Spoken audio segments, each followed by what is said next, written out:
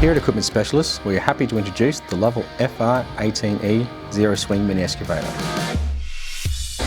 It has a 3-cylinder, non-ECU controlled, Japanese-produced Yanmar diesel engine. It has Nabitesco main valve hydraulics, coupled with pilot oil controls, which gives you precision operation. This is supported by a US-made Eaton swing motor.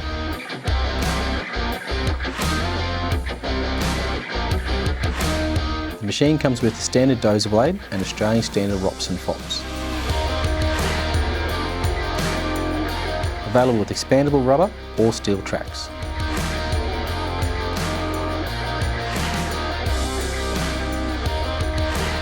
The Lovol FR18E weighs in at 1800 kilos with a bucket force of 15.2 and a dipper force of 8.5. The maximum dig depth is 2.3 metres and has a top travel speed of 3.7 k's. Each machine is standard with swing boom and hammer piping. It comes with a standard half hitch with the option to upgrade to hydraulic quick hitch or tilting hitch.